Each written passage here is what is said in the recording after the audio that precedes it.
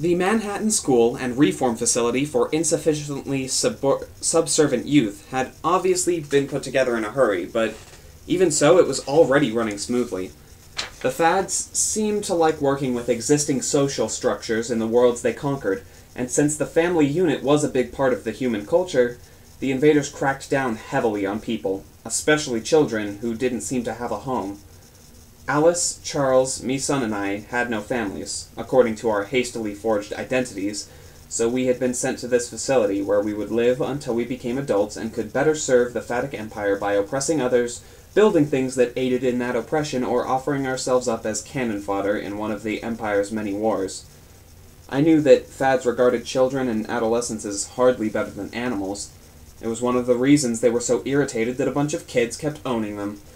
But their main educational goal was to make sure we were fully indoctrinated before we grew out of our current larval form. Our goal was to be off-planet before the next sunrise. But first, lunch period. After our morning lessons, trustees guided us through the bleak, cinder-block halls to the cafeteria. All the students wore school uniforms, gray slacks and blue blazers for the boys, the same blazers plus a short plaid skirt and knee-high black socks for the girls. We were all required to wear ties, though the rules mandated that girls had to wear theirs loose with the collar undone so that, in me son's words, they looked like they belonged in an anime. The trustees, on the other hand, wore menacing black uniforms and moved through the halls with the confidence of stormtroopers. Really, they were just kids our age who had demonstrated unusual loyalty or received high scores on their domination aggression on their Battery of Universal Talents test. Owning to their excellent butt scores, the fads hadn't quite seemed to notice the acronym, and I wasn't going to be the one to point it out. These kids had been given the great honor of abandoning their own education to help keep possible troublemakers in line. From what I'd seen, they performed these duties with what any fad, or fad sympathizer, would consider an entirely appropriate amount of shoving, name-calling, and jabs from lightly charged electrical prods. So far, I'd avoided these punishment sticks, and my augmentations would keep them from doing any real harm, as long as I saw the jolt coming. They looked like they were painful, though, if the wincing, teeth-grinding, and cursing of the kids on the business end of those things were any guide. Once we reached the cafeteria, we lined up, collected our trays, and shuffled along until a machine squirted unidentified and unidentifiable nutrition goo onto our various tray compartments. We then found our way to a table. "Jean Luck Pickard?" Alice said to me, her voice low. Unlike most school cafeterias in which shouting was pretty much required, here people spoke very quietly. "I had to pick something, I had to do it fast," I said, jabbing a thumb at Charles. "And why single me out? He picked Tony Stark." "I picked Anthony Stark," he said. "It was more subtle." Me son was about to say something, almost certainly in the shut up family, when a golf ball-sized spitball arced through the air and landed in her tray of theoretically edible slop. Just to add an extra layer of grossness, it sprayed food all over her face and school uniform.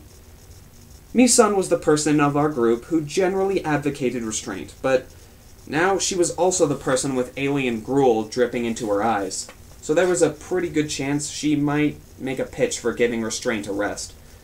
Even without her upgrades, me son could have taekwondoed her way through half the delinquents in this room, but doing something like that might cause our ordinary kid cover story to come a little bit under scrutiny. I checked to see where the spitball had come from. No guesswork required. I'd already figured out how to use my alien augments to track a missile trajectory to its source. I assumed the software had been designed to track actual weapons across large distances, but it worked perfectly well on a smaller scale.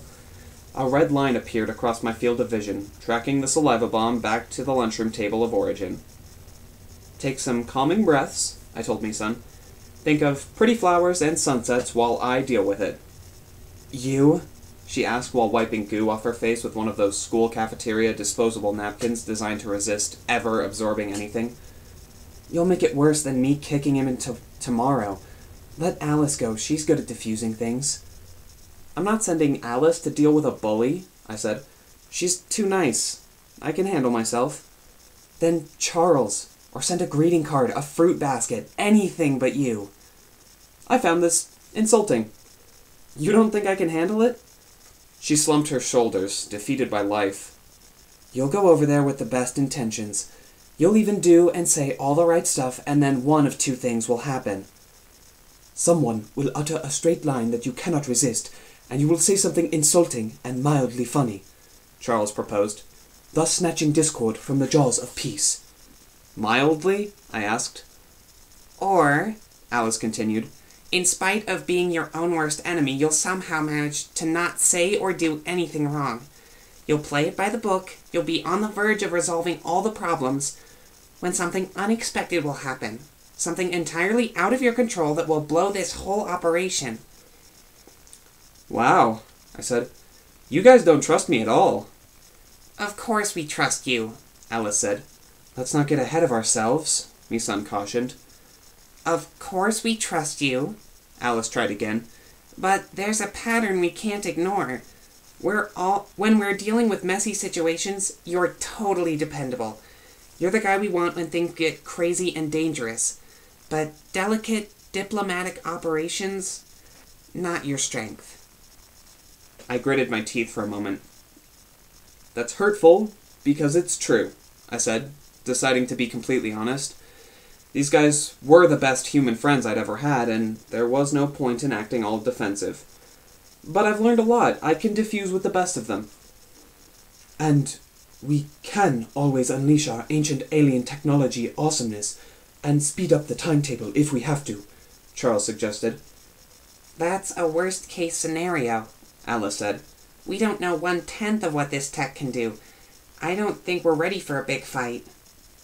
Besides, we want to be ghosts here, Misan said. Invisible. We can't be invisible with some jerk throwing spitballs into your lunch-like substance, I said. We've got a long road ahead of us, and we have to trust each other, so you guys are going to sit there and watch me handle this like a pro. I stood up, walked across the cafeteria, and sat down across from the hulking blonde kid who, in my mind, I had already dubbed Mr. Potato Head. Hey, I said, you're Gavin, right?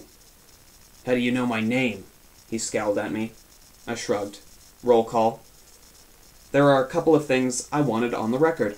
At this point, though several seconds had passed, I had not addressed him as Mr. Potato Head, nor had I made a sarcastic comment about how those of us with working brains can listen to something like roll call and actually pick up information. I let these things go because I was in diplomatic mode. I was diplomacy man. Conflict resolution was my superpower. I was going to show my friends, the world, the entire galaxy, I could be counted on to get things done without causing wars, explosions, or major political upheavals. Gavin, do you mind if I ask why you're throwing spitballs at my friends? Didn't mean to hit your friends, he said. Mostly I was throwing at you. Okay, good. We're making progress. We are learning about each other. Why were you throwing spitballs at me? Because I don't like your stupid face. I smiled. I was an ambassador of peace, and ambassadorial people smile and do not take offense. I was playing a role. I was in character. I was like an agent of S.H.I.E.L.D. infiltrating a secret organization. I get that a lot, I said. This part was easy because it was true. People see me, they want to smack me. They don't know why, but this kind of feeling can result in their saying things like what you just said. Of course, I don't have a stupid face, but you are looking for a way to express your feelings. No, Gavin said. Your face is actually stupid. This was coming from a guy who looked like a starchy tuber, though I did not make this point out loud. Diplomatic. You know, we have an honest disagreement about my face, but we should set that aside. This isn't about you and me. It's about the greater glory of the Phatic Empire. The Empress doesn't care about my face. She needs both of us to be the best subjects we can be. Instead of being angry with me, be angry at those who oppose Phatic greatness. No one opposes the Fads, Mr. Potato Head reminded me. Or at least reminded me of the lies we were told. No one is strong enough. Right you are, I said, snapping my fingers and pointing at him. You are an excellent student of Phatic knowledge. No planet pleasant for you. The thing is, Mr. Potato Head said, lowering his voice, I hate those alien creeps. And I hate the people who want to kiss their butts even more.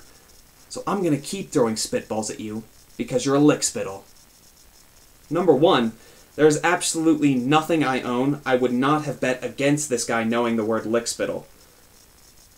That was a plot twist, for sure. Number 2, he was on the right side of things. He hated the fads, and I hated the fads. We should be like brothers or something. In an alternate timeline, the team of Stupid Face and Potato Head could be a thing. Your best move is to play it safe, I said, keeping my voice quiet. Follow the rules, so you don't get in trouble. Fads captured my parents and put them in a re-education labor camp, he said. I'm not planning on going along with anyone, especially not a collaborator like you. So saying, he pushed me.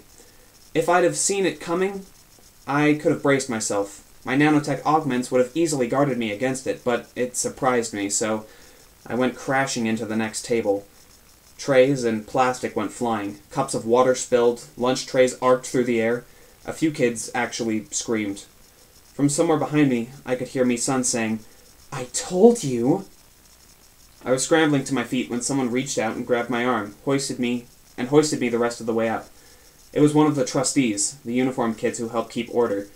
I was about to thank him when his face went weird on me, shifting in an instant from curiosity to surprise to unmistakable happiness. "Hey," he said, smiling like he just won the Tormentor's lottery. "You're Zeke Reynolds, the most hated human in the Phatic Empire. I'm totally gonna score some major points for bringing you in." It was then that I decided, no matter how painful the advice, I was going to have to start listening to my friends.